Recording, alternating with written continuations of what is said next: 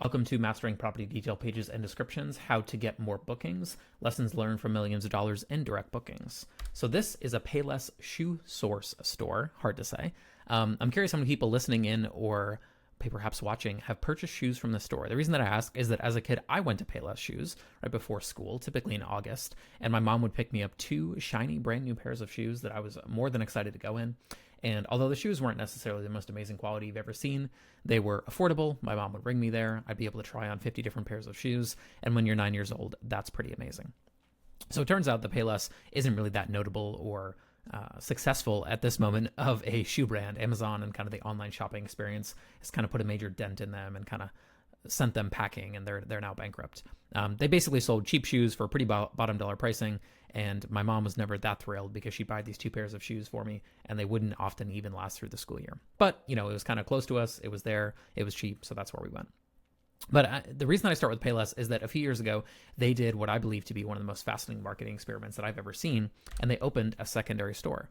Now, their secondary store was called Paylessi, so it's spelled P-A-L-E-S-S-I, so it kind of looks a little bit different. And it's basically a fictional brand name. It was just done for the stunt, if you will, but they made a real storefront with this brand. So Paylessi was entered in, or they built it out in this high-end shopping mall in a major U.S. city. And what was interesting about Paylessi was that they weren't trying to go up market and sell really high-end designer shoes. They actually took the same exact products that were at Payless shoe stores and put them into Paylessi. And the premise was, could we see what people feel like our products are worth or what our shoes are worth if we put them into a very high-end looking retail environment? So the experiment was just shot and basically filmed as almost like a commercial, like a 30 second or 1 minute spot that you could go look up. If you go on YouTube, you can search the Payless experiment and it'll come right up.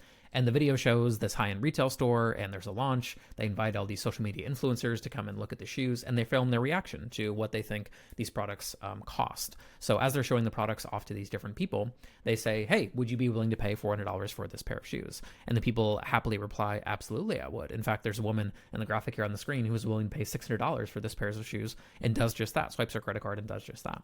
Now, again, you know this, but the person when they were filming did not know that this exact shoe model was just down the street at the Payless shoe store for less than $50. They could buy the same exact product for $40, $45, or $50. They were paying $600 for it as a part of this kind of marketing stunt. So the stunt was obviously not successful in saving Payless, the brand. As I mentioned earlier, Payless, the brand, has sort of folded by the wayside. But it was quite a notable and interesting marketing story, an advertising story. So the marketing campaign was quite successful, not in quite saving the brand of Payless shoes, but as an actual real and kind of rare glimpse into consumer psychology and brand perception. So when people went to the Paylessi store and they saw this high-end retail experience with, these supermodels, male, female supermodels, helping you try on shoes and giving you this very white glove experience, and the branding all looked very clean and nice, people assumed and people were willing to pay significantly more for what those shoes actually cost than if you were to go to the Payless shoe store and buy them. So this, again, is not necessarily the newest phenomenon, right? You could point to other examples or other studies that have been done on wine, where folks who are served wine and the person serving the wine has white gloves on and they open it very carefully and they tell you all about how rare the material is, that the cork is made out of, and the fact that this wine comes from this region of France that was undiscovered for 100 years. That person will think that wine is much higher quality, even if it's a $20 bottle that you could buy anywhere. That perception can become their reality for a brief moment in time. So it's not necessarily a new insight. It was just a new way and had not been done previously in shoes. The way that many shoes are merchandised is kind of looks like this. So if you're listening in later on, it's sort of a mess of a store. There are shoes all over the floor. Everything's a disaster. For those of you looking at the video version of this right now, obviously you can see that this looks pretty crappy. This is like our typical Ross store. I don't know if you have a Ross store near you, depending on where you are, in the country or abroad. Maybe you have one of these types of stores. Everything's very cheap. You can put those $50 shoes I talked about earlier in this environment, and people might not even be willing to pay $50. Maybe they're only willing to pay $20 for those same shoes. And in the Paylessi store, they're willing to pay $600, and in the Payless, they're willing to pay $40. So it's the same product, but because the perception and the environment around that product, people are willing to pay and purchasing it for very different prices.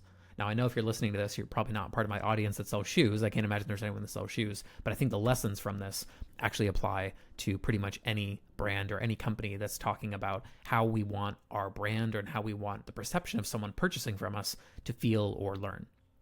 or see, maybe is a better way of describing that. So what did we learn from this? I think we learned two things. Number one, yes, it's relatively easy to trick social media influencers. I will say that.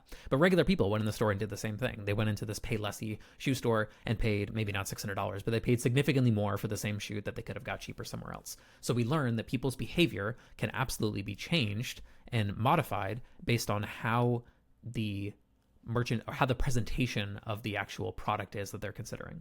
So for us, obviously we're not selling shoes, we're selling vacation rentals. So this is kind of my claim that I want to prove to you over the next few minutes. The way that a property is presented influences how a guest wants to proceed or not. And it also influences what a guest is willing to pay or not pay for that property and when they book their vacation rental. So today we're covering just that, how to master property detail pages to get more bookings.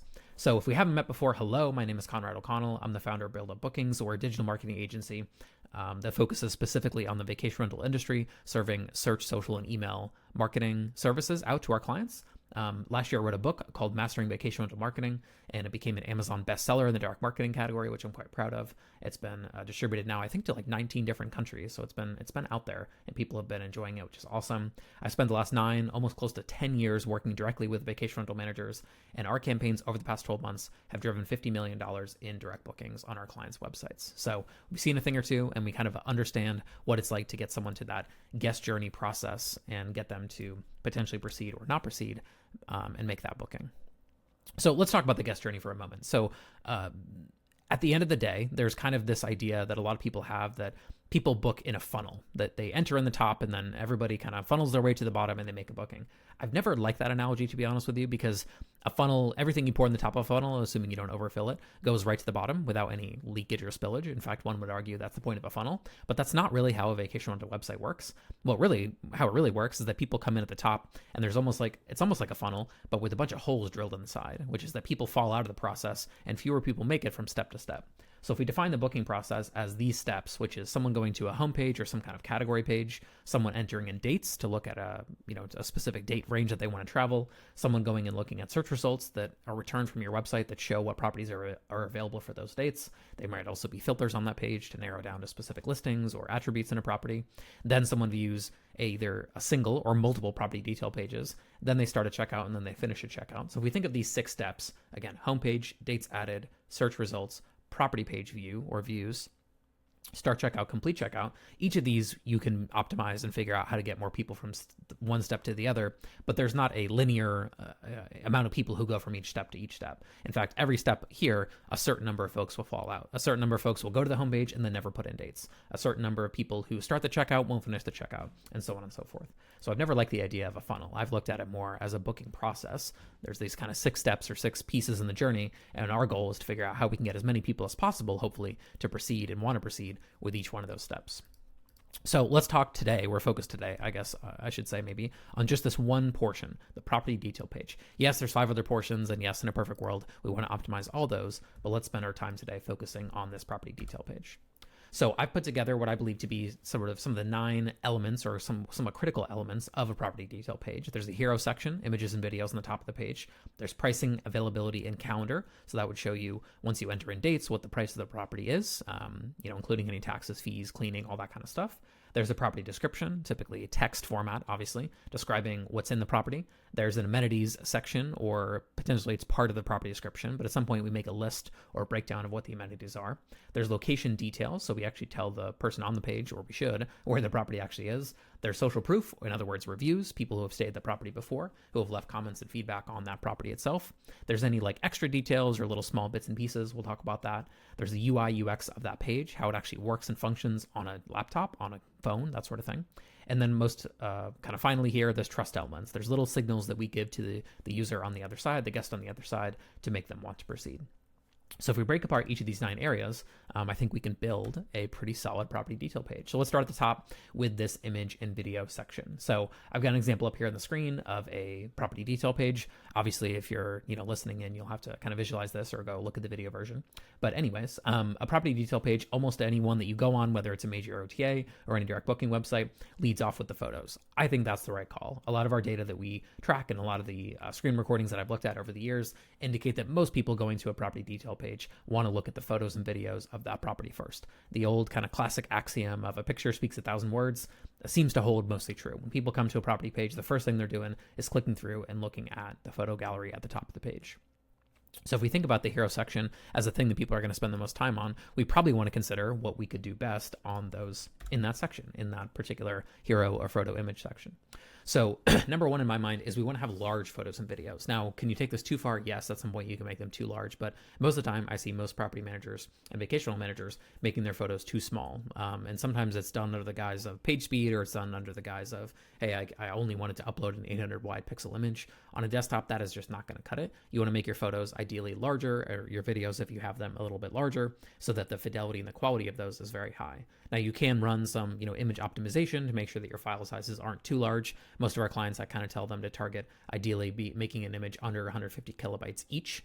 If you can get it under 100 kilobytes without sacrificing too much quality, I think that's a very reasonable approach. And you want to have a full gallery of those images. And I define full gallery, typically speaking, as 30 images. Now, there's some situations or some examples where, yes, 30 images might be too much for a small one-bedroom condo. It's hard to sometimes generate 30 images on a 400, 500, 600 square foot space. I realize that. But for a large home, 30 images honestly may not be enough. You may need to actually spend more time if it's a 7, 8, 10 bedroom home to actually go through each portion of the property and break it out into that. So consider 30 images a bit of a general rule of thumb, but you could certainly find examples where that might be a little too much or not enough, depending on the size and scope of the property and how much amenities are in there. One thing I think that's often underlooked on these image galleries themselves is having some kind of book now button. When they're in those images and looking at them, particularly when they expand them or make them more full screen, whether that's on mobile or desktop, I think we often forget about the call to action, what we're trying to actually get them to do, which is make a booking. And too many websites that I'm on, you're scrolling through the images and you actually have to it's a little bit tricky to exit the image gallery. You have to click a small little X on the top right or top left-hand corner. And then you've got to, go down to the property detail or the date section, which we'll talk about in a second, put in dates, enter in information, and then make a booking. I think that's a mistake. I think we should have the book now button more prominently, literally on or next to the photos or video assets that people are looking at. Because when they're watching, at one point, if they go, okay, I want to proceed, I want to make that very easy for them to get through. The next piece I think that you want to consider is a quick price display. So the way that we actually show the pricing and we show the information on there, we want to give the person looking quickly what that price should be. What's the actual rate that I'm paying, when I'm looking at this particular property. So if they've got to the property detail page and already entered in dates, let's not hide that from them. Let's make that very obvious and prominent what the price is so they can decide if they want to be there. Underneath the images and photos, you also want to include a property name and location. Again, you'd be shocked how often I go to a property detail page for a vacation rental property and I'm looking and I have no idea where it is. So if I was sent that property page, just from, someone in my family who has said, hey, do you want to go here? And I open the page and I don't know where it is, that's a huge miss. So underneath the images, you can absolutely include a property name. In a perfect world, that property name would be unique to you and unique to that property. It would not be used in other places. That makes it significantly easier for people to find you if they're looking off platform. And most of our clients, when they start to, get more direct bookings, their first 10, 15% of direct bookings is often just people who are on Airbnb or they're on Vrbo or some listing site equivalent to those two. And they look for the name of the property or they look for the name of the property manager. And then they just go and find it typically through Google and then click and make a reservation direct to save the guest fees, the reservation fees. So having the property name and location right at the top of the page is pretty optimal for SEO. It's also optimal for the guest to be like, oh yeah, this is the same one I was just looking at over on the platform site. So it's not something that you have to, nudge too aggressively. Obviously, don't violate any terms of service or agreements you have with Airbnb and Vrbo. That's not what I would ever suggest. But if you make it obvious and clear, then you're going to connect better for people who want to go off platform and find your way there. The last thing I'll say on this hero section underneath the images and videos would be having key stats display. So in my mind, that's bedrooms, bathrooms, sleeps, maybe pet friendly, kind of being a very critical amenity for many of our clients that we're working with. So those key stats matter quite a bit to have there so that people understand, again, how many bedrooms, how many bathrooms, how many people does it sleep, and is there one or two kind of killer amenities that really stand out on this one. Maybe oceanfront would be a killer amenity if you're in a beach market. Maybe ski and ski out would be a killer amenity if you're in a mountain ski destination market. Again, maybe pet friendly would be amenity if a lot of your guests are looking for pet friendly listings.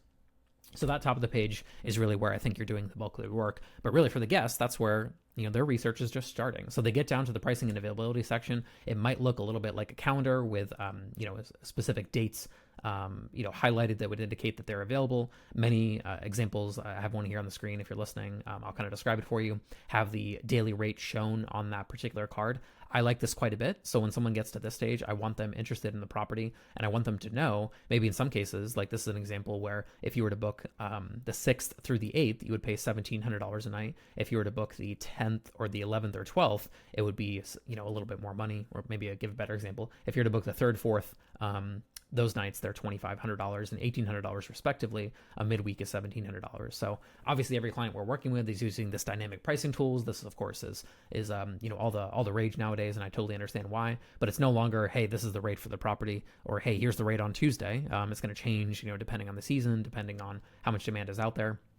So those are all great tools, but sometimes it's confusing to the guest, when they don't actually know what they're paying. So I think visually laying it out in this way is excellent, because then the guest can look and say, okay, I understand what I'm paying. I understand the value of maybe booking a midweek versus booking a weekend, if that's what I'm trying to do there. So some elements to consider. Obviously, we want to make sure we have a live calendar of availability as bookings come in. That needs to block instantaneously. I don't really see that as much of an issue today as it has been in years past. So I think we've got that pretty dialed in for the most part, but it's something that does happen from time to time, double bookings. You want to avoid that if you can.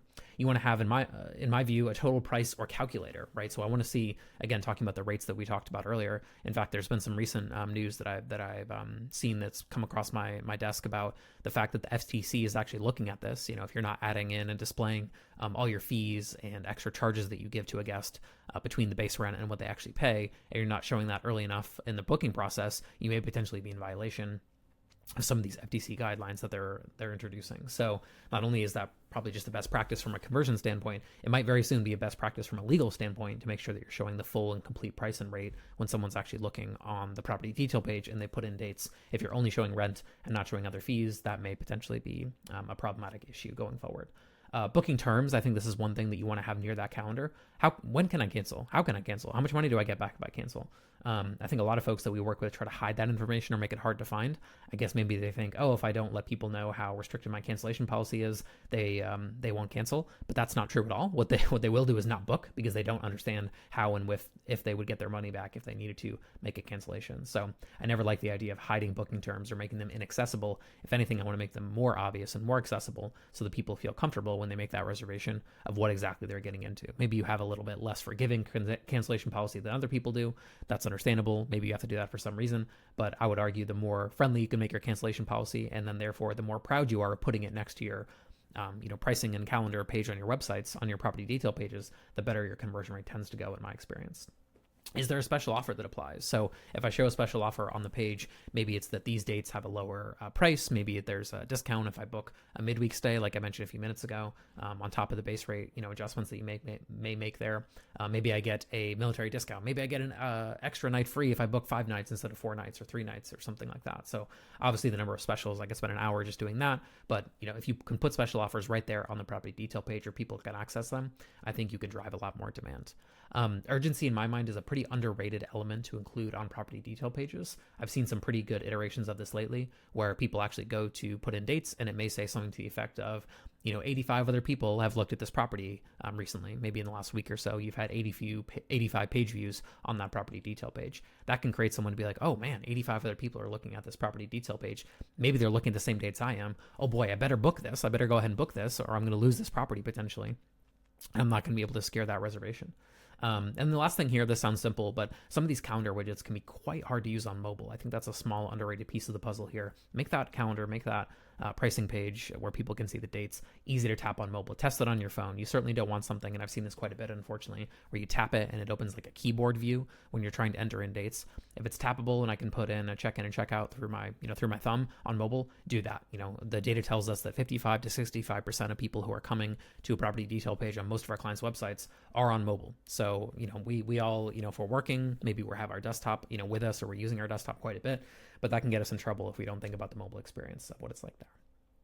All right, property description. So I have an outline here of what, in my mind, a solid property description looks like. You've got a headline. You've got a short description, which kind of gives you an overview of the property at a high level. You've got accommodations detail the space, what is specific about each room, each layout of the bed configuration, all those kind of things. You've got other things to note. I'll talk about that in a second. You've got the neighborhood. Hey, what's around here? You've got how to get to the property. You've got what interaction you will have with the guest, which is kind of boilerplate across all your listings most likely. You've got about the host or property manager. Again, probably boilerplate across all your listings there as well. And then finally, you've got a guest access section. So we've probably written, I can't even count, hundreds, if not thousands, several thousand property descriptions over the last 8 or 9 years. And this is the format that we've kind of leaned into and had a lot of success with. So the headline in my mind for most of our clients is in fact just the name of the property. And maybe you could include some extra quote unquote so-called keywords, on that section itself. But for the most part, the headline is, often the property name itself. The property snapshot or the, overview is kind of what I call that. Kind of gives people all the high level details. I'll go back to a comment I made a few minutes ago. When someone's going to a property detail page, I think the safest thing you can do on a platform site is say something to the effect of, welcome to Julian's Getaway, managed by Conrad's Cool Cabin Rentals. That's your first line in the very top of the description. And if you want off-platform bookings to come your way from Airbnb and Vrbo, that is a very safe and compliant way from our understanding to do that. Welcome to name a property, managed by name a property manager. That little property snapshot, you can lead off with that, and then of course go into the detail of what that listing actually entails. The space is where, like you would imagine, you give all that information about the space. It has this amenity, it has this amenity, it has this king bed, it has this queen bed, it has this bunk bed, whatever the case may be. Obviously, people want to know that information as they're doing their planning. Special notes or other things to note, these section in my mind, not every property is perfect. And I think that if you try to present every property as being perfect and having no flaws, you will end up potentially getting more bookings in the short term, but killing your results in the long term, as people might leave negative reviews and you didn't let them know kind of what the small negatives might be about the property. So if you found the perfect property that has no problems or no potential negatives, then good for you. You're doing better than 99.999% probably of short-term rental hosts and property managers out there. But for the rest of us who need to consider, hey, what are some negative things about this property? I think you want to put that very clearly and obviously in the property detail page. And I think you build credibility by saying what the truth is about the property itself. So for example, this property is located on the side of a busy road. Although we provide earplugs for your comfort, expect some reasonable level of noise, if in this stay throughout the time that people are driving around throughout the day or something like that, right? So I think there's little, crumbs that you can leave that indicate honestly what the condition of the property is or what the potential negatives are of the property without killing your conversion rate, because then you've set the right expectations. And then if you need to, you can certainly refer back to that. If a guest was upset, hey, it was right here in the very top of the property description. You didn't read that. You didn't consume that information. And I know that, yes, some people don't read. Yes, some people aren't going to consume it all, or they're going to complain anyway, but at least you've done your job and your due diligence to let people know. And then finally, neighborhood guides. I think these are pretty underrated. I don't really see a lot of folks doing these, but I think that depending on the area that you're in, this can be quite useful. Hey, what's within walking distance of the property? What's within a short drive distance of the property? Obviously, this is going to heavily depend on the property itself, your location, all those things, but I think that neighborhood guide is an underrated piece of the puzzle. All right, let's kick over to amenities. So amenities in my mind, right, is where we're giving often a checklist format of kind of what these different things might look like. Indoor amenities, outdoor amenities, what are some special features about this property? I like the term practical amenities. That's something that I've come up with a little while ago, because some things are not exactly the most eye-popping things that you really care about. Maybe it's not the cool, unique pickleball court that's in the backyard that's going to really pop in a photo, and you don't necessarily even need to list it, or I mean, you should list it, but it's not really going to make a difference whether they see it in the checklist of the amenity description. But practical amenities in my mind is like, what do you include? When I book the property, what am I getting? Because there is really no standards in our space and there's no standards in our industry, people might book two properties of similar look and feel and get a very different, what I think of as practical amenity experience inside those properties. For example, things like towels, things like toilet paper, things like the speed of the Wi-Fi, things like the agreed upon, air conditioning standards in a property if you're in a warm climate. These kind of practical amenities sound simple, but I know that guests will often book things based on things like just practical amenities. So I myself, have kids. I don't have any really, really young kids at the moment, although that's going to change soon. And when that does change, I want to make sure that there's a crib available, or that there's, a pack and play. And I want to make sure it's not something that's, ancient. I want to make sure it's something that's high quality and comfortable. So if you're saying, hey, practical amenities, we have cribs and everything available for a baby, that's going to make someone want to book if that is their reality. Practical amenities, having the right coffee maker in there. Some of our clients now I think are doing like multiple types of coffee makers. You got some people that are the pod people. Some people hate the pod people and they're not pod people. So we got both there. Why not? It doesn't take up that much counter space. So we've got both different types of coffee makers there. That potentially gets you, that extra little, person that goes, oh, nice, we got both our coffee makers there. Just what we need when we wake up in the morning of our, first day on this vacation rental. So I think having practical amenities amenities there, talking about the standards of what you include or not include in the property. Particularly if you do go above and beyond, I think that can make you stand out from the crowd. Who likes a host or a manager that skimps on toilet paper or skimps on towels? Nobody. So if you do well in those areas, I think calling it out and putting it in that section could be quite solid. These next two, visual clarity and organized by type, I'm going to give you actually something to look at here. So this in my mind is something of what not to do. So for those listening, it's basically just a bullet point list, just kind of amenity list after amenity list after amenity list. It doesn't actually really have any like structure or order to it. So for example, next to bird watching and ecotourism is things like essentials, towels, bed sheets, soap, toilet paper. There's a smoke detector. I'm happy there's a smoke detector. I don't know if that's an amenity per se. Maybe that's just something that we include as part of our, standard checklist that we talked about earlier. There's internet. Okay, good. I would be surprised if there wasn't internet in a property nowadays, but how fast is it, right? Maybe that's something that would make you just dump out an amenity list and just kind of say everything there. I think the way to do it is to group these or organize these. So maybe say it's close to amazing golf courses. It's close to the beach, or it's close to these other things, but just listing everything out here in kind of what feels like a random order, I think is not the way to go. I think you want to give a little bit more context in that amenity section.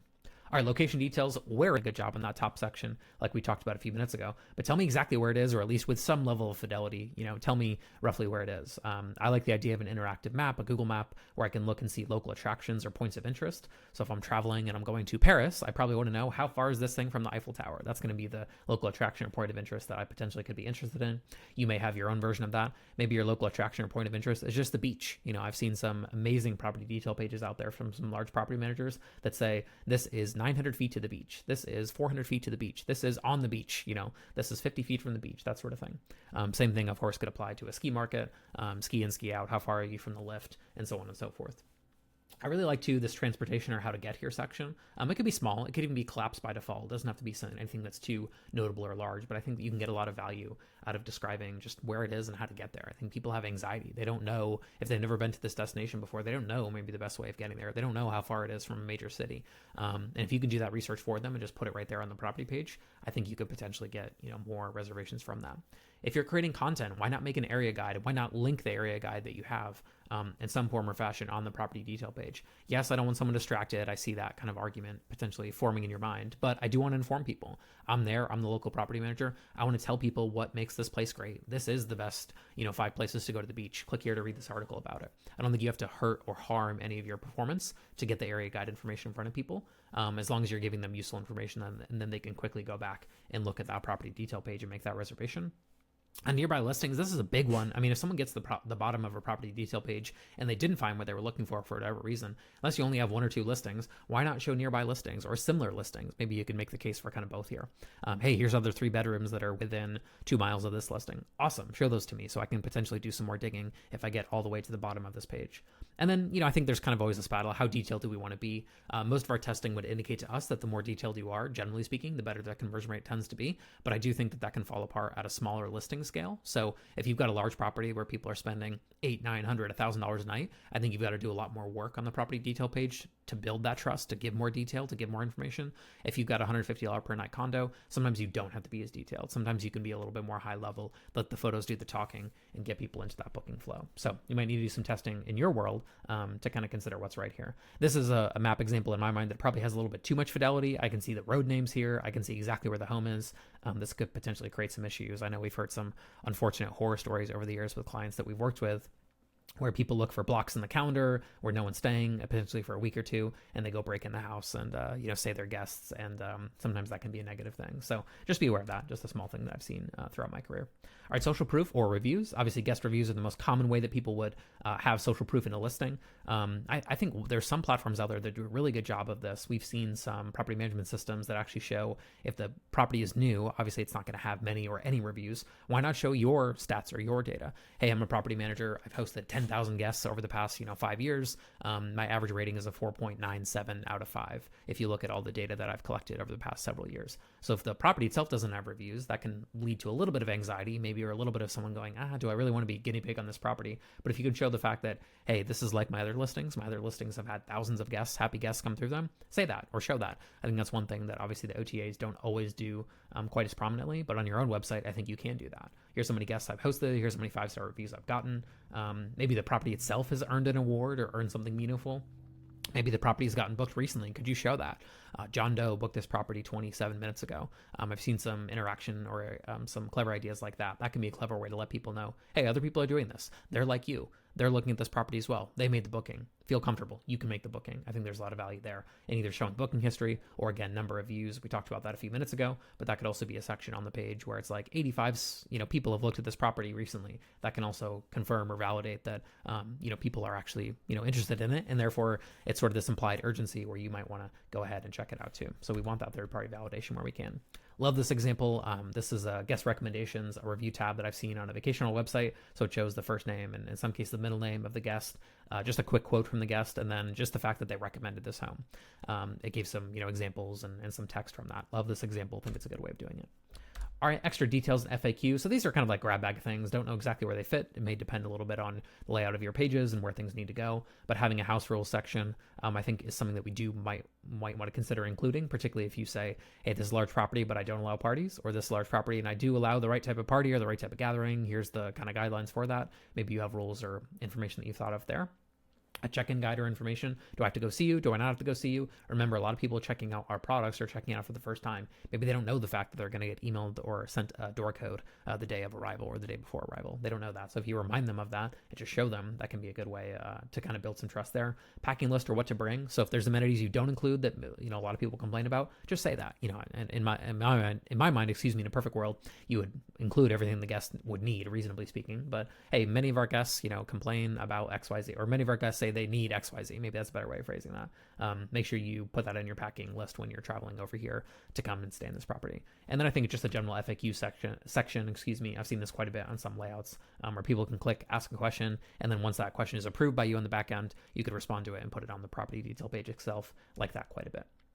All right, UI UX, we kind of talked about this a little bit over the past few minutes, but the mobile and desktop experiences are often different in terms of layout, but they shouldn't compromise one another. In other words, they should function the same way. I should be able to put in dates. I should be able to put in slide through photo galleries. I should be able to read property descriptions. I should be able to see all the amenities. And it shouldn't just be, hey, I'm collapsing this text down into a smaller view. That's like kind of the bare minimum in my mind to make a site quote unquote mobile friendly. It's the experience is the same. So that may mean reconfiguring or relaying out your page a little bit for mobile, or maybe hiding certain introductory pieces of text and not displaying everything like you might on desktop. But that's kind of something that I think people need to put more consideration in. Again, 65%, probably 60% of the people coming to your page are coming on mobile. So if we're looking at it all the time on our computer, and I'm guilty of this, by the way, so I'm saying this for myself as much as anybody, we can sometimes not see the forest through the trees and not realize that the guest is experiencing it through the website on their phone, not necessarily experiencing it on a desktop computer.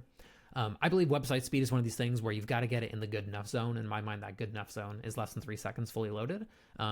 Chasing much speed past that, I don't really see that there's much of a benefit from the data that I've seen and from the clients that I've worked with over the last few years that have chased speed.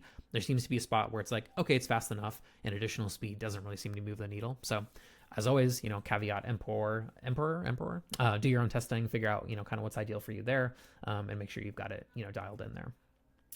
One thing that I think matters quite a bit is your interaction with all data entry is clear. So I mentioned this a few minutes ago, but when I open the credit card pane, don't open a keyboard, open a number pad because I'm entering in a credit card number.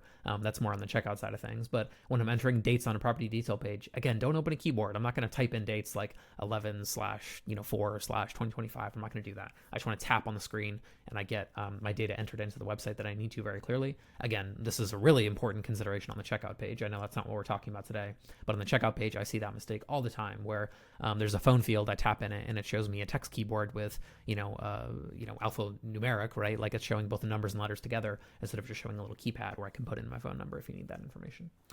Just clear and descriptive. So as you're reviewing the page, I think this is kind of like the mom test, right? Like if I show this to my mom, is she going to understand exactly where everything is? Could I be more clear? Is there anything that's, lingo that I'm using internally? Like, for example, we had a client that did like, they would say it's a lockout unit. Well, some people don't know what a lockout unit is. So we had a description of what a lockout unit actually was so they could understand, what it was when they were making that reservation. So it was lingo that was kind of internally that they described a unit as a lockout unit, but that was making its way into the property detail page and it was confusing guests. When we fixed that, we saw a little pickup in conversion rate. I didn't know exactly where to put this, maybe in the hero section, but I love save, share, or favorite functionality on a property detail page. I particularly share, right? I think, booking a vacation is typically a pretty social process, a collaborative process across, working with different people, in your family or potentially people you're traveling with. Having a little share icon or share button there.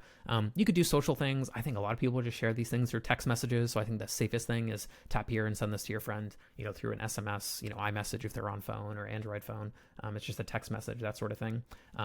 Favorite functionality I think can be good if you're saving those favorites and doing something with them. I like that quite a bit.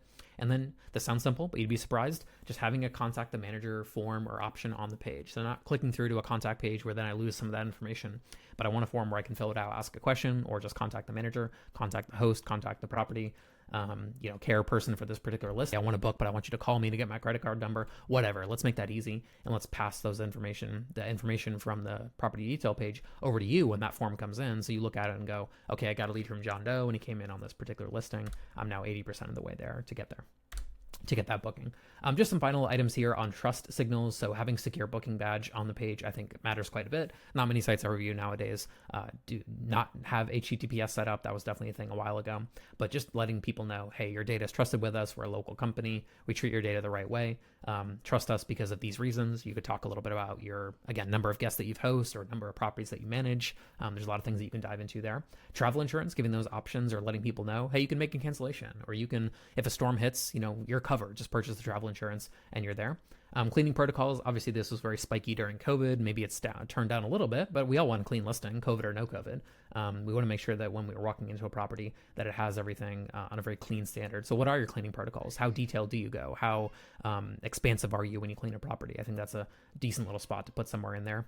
Safety features not to be overlooked. Certainly, I think there's amazing people in our industry that do such a great job. Eric Thibodeau and Justin Ford talking about safety and making it a key part of it. Let the people know that you're doing that work. Let them know that you've got the smoke detectors. Let them know that you've got the carbon monoxide detectors. Let them know that you've got, a quarterly safety inspection to replace the fire extinguisher. Let them know those things, right? Like that's a good way to build trust and get that guest to actually consider there.